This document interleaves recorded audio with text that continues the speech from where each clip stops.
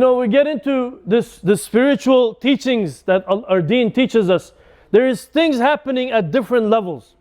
There is the surface of things where you have the zahir, everything that is apparent. The religion has a form, a certain way of approaching Allah subhanahu wa ta'ala. As Rasulullah sallallahu alaihi wasallam said, pray as you see me pray. Right? You establish the deen based on certain structure, based on certain form, based on certain rules of do's and don'ts, halal and haram. There is a certain form that's there. The law that Allah subhanahu wa ta'ala has sent down, and He is al-Hakim, the giver of laws. But then once you start to practice and you start to delve into it and you get deeper and deeper, you find that it's not just about these external forms of things. There is a spirit to this deen. There's something that elevates this heart. There's something that brings the soul to life. There's something deeper happening inside this religion. As you start to engage with the laws of Allah subhanahu wa ta'ala and the teachings of Rasulullah sallallahu alaihi wasallam, there is an entirely different dimension. And similar to, Hajj, as we mentioned, there is the outward rituals of Hajj. Going around the Kaaba, making tawaf around the Kaaba, going to Sa'i, going to Safa and Marwa, going back and forth. All of these are outward rituals. But when you're in that state, you start to reflect there is a deeper meaning that Allah subhanahu wa ta'ala is conveying to us. And of those things, you have the story of Ibrahim alayhi salam, whose entire life was a life of sacrifice. Ibrahim alayhi salam, his entire life was sacrificed for the sake of Allah subhanahu wa ta'ala.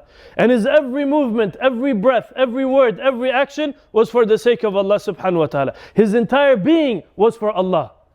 And he says, Allah subhanahu wa ta'ala commands, قُلْ إِنَّ الصَّلَاةِ وَنُسُكِي وَمَحْيَايَ وَمَمَاتِي لِلَّهِ رَبِّ الْعَالَمِينَ لَا شَرِيكَ لَهُ. Say, my prayer, my fasting, my sacrifice, my life, my death, all of it is for Allah subhanahu wa ta'ala. لَا شَرِيكَ لَهُ. He has no partners. وَبِذَلِكَ أُمِرْتُ. And I have been commanded for this. وَأَنَا أَوَّلُ الْمُسْلِمِينَ. And I am amongst the first to submit myself. And so, when you look at the rituals of Hajj from that vantage point, that it was established to honor Ibrahim alayhi salam, who is the one who built the Kaaba.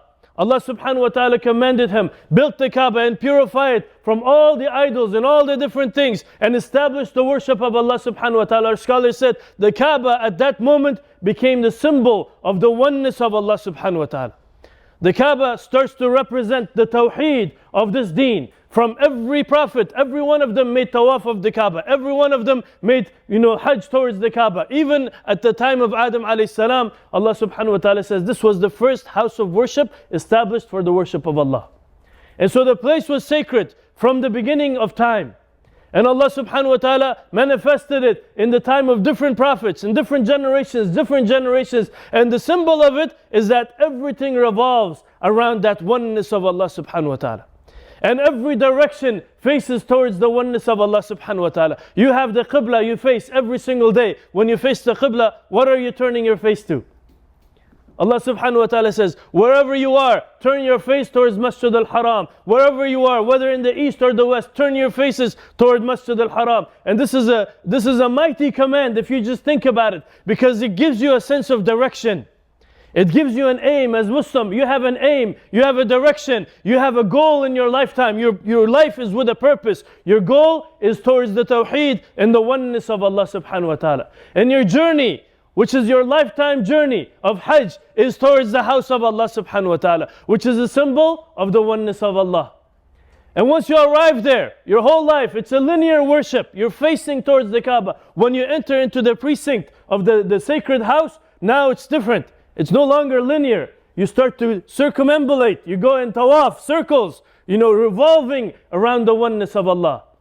And our scholars have said, this reality of everything revolving around the center, Allah subhanahu wa ta'ala, He placed it and manifested it all across nature.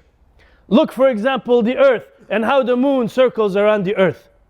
It loves the earth and it cannot break away from it. So the earth is the center and the moon is going around it. Again, you zoom out, you find the earth is going around the sun in the same fashion, making tawaf.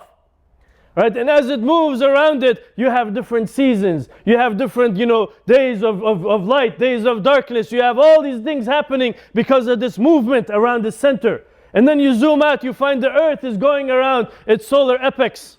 They call it, وَالشَّمْسُ تَجْرِي لِمُسْتَقَرٍّ لَهَا. And the sun is even rushing towards its appointed place. ذَلِكَ تَقْدِيرُ الْعَزِيزِ الْعَلِيمِ. That is the command, the measure, the power of the one who is the most mighty, the most majestic, the most knowledgeable. Allah subhanahu wa ta'ala set up everything in this way. You zoom out, you find the entire galaxy is whirling. Everything is whirling. Right around the central point. What is the center of all existence? What is the center of entirety of existence? It is the oneness of Allah subhanahu wa ta'ala. Allah subhanahu wa ta'ala's oneness, a reality that is so manifest. Allah subhanahu wa ta'ala says, هُوَ الْأَوَّلُ وَالْآخِرُ وَالظَّاهِرُ وَالْبَاطِنُ وَهُوَ بِكُلِّ شَيْءٍ عَلِيمٌ. He is the first and He is the last and He is the outwardly manifest and He is the hidden secret and He knows all things.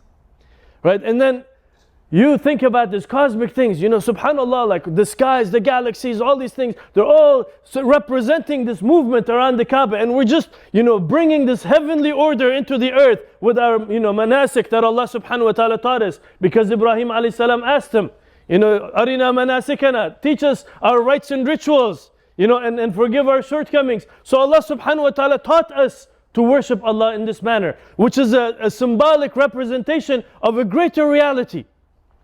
And then you say, this is a cosmic thing, this is a heavenly thing. What about if we go inside and you start to zoom in? You find within the cells, there's things that make up the cells. Within the electrons and the microns, all these different things, you find there's a nucleus inside and the electrons are making tawaf around the center. And then you go deeper and deeper. This reality is at every level.